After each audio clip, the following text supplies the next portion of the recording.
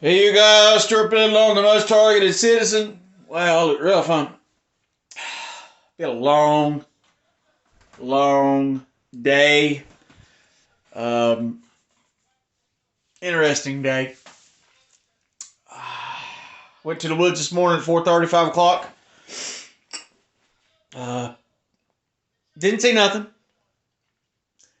Got my checked my cameras, brought all those all my cards home, checked all the cards, and I've got a year's worth of raccoons I can eat. I ain't never seen so many raccoons in my life. There's like probably, I counted 5 or 6 in one shot of just raccoons. It was weird when I watched the time lapse. It was raccoons, then it was squirrels, then it was rabbits, and then it was chipmunks, and then it was mice. All came in that order. It's the craziest thing I've ever seen. But raccoon will be on the menu here directly. Leaving out, saw a big buck on the side of the road. Somebody apparently hit it with a car.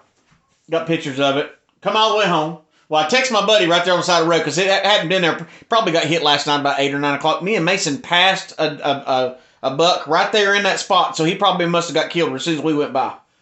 And this being my first year deer hunting, I'm a novice, so I've got a lot to learn. I texted my buddy as soon as I saw it. Said, "Hey man, we do this." Well, he was in a deer stand. I get all the way home and he says, "Man, you ought to get that deer." I was like, "Really?" He's like, "Yeah, you ought to get that deer." So I get on the phone, call the sheriff's department. They're like, "Yeah, you can get the deer. You have permission to harvest it, take it home, do whatever you want with it." So I race all the way back up there, and I get there, and it's real stiff. Not petrified stiff, but it's pretty stiff. I texted my buddy back. I said, "Man," "it's pretty stiff. Should I take it?" And I didn't get a response. And I was sitting on the side of the road, and I was like, "Man, what in the world? I don't want to bring home bad. I don't want to bring home roadkill. You know, trust me. Before my survival education is done, roadkill's on the menu.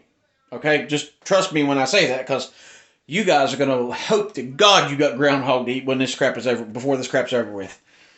So I just come on home. Halfway home, and he sends me a picture of a big buck that he killed. He's like, "Dude, you should have got that deer." I said, "Man, now it's too late." I said, "I already walked away from it twice now. I'm not going to go back."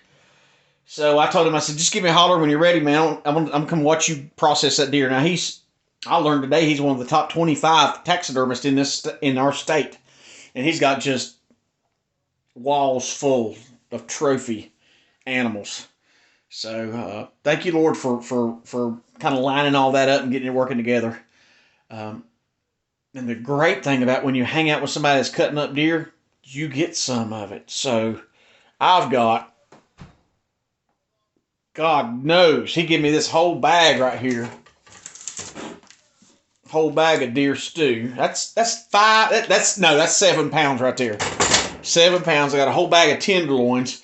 All of these are ribs. This is the throat. I'm going to put that in the crock pot. This is scraps. I'm going to throw all these out. But all this meat, it's like 10 pounds. Well, total, I've got like 12 pounds of meat here. Thank you, Lord. And I've got a groundhog in the back of my truck I got to cut up. A boy shot a groundhog, said, "Hey, you want it?" And I was like, "Well, okay, I'll practice with it." But the problem is I'm beat. I'm exhausted. I can't hardly walk. My legs are on fire. I haven't sat down today except a little bit during lunch.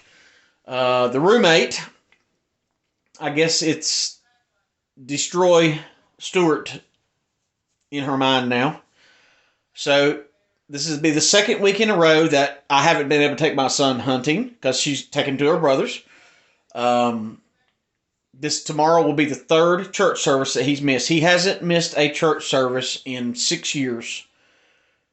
And now she's just totally just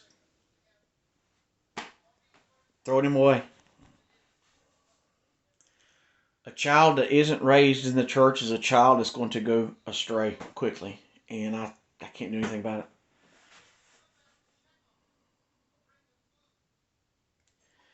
So, saddened to say the least.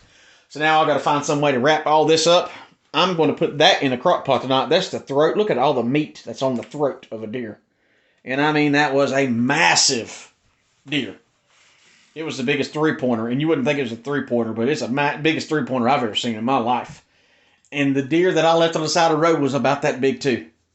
So, I lost meat, but I gained meat. So I'm putting my trust in the Lord. The Lord's coming through. Uh, I will be tracking. I went today and got my trapping license, and now I'm permitted to trap.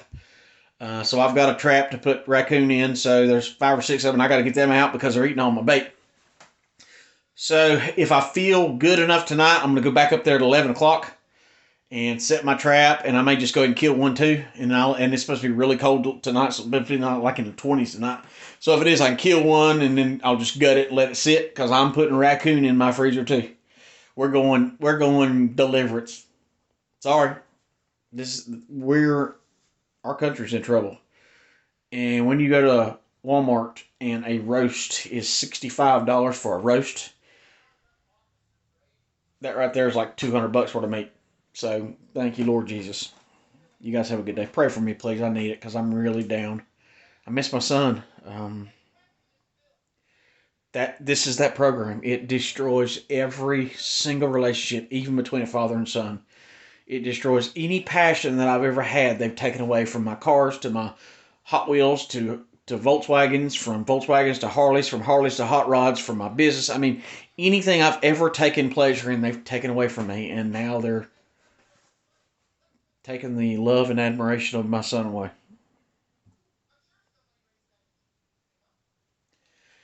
God bless.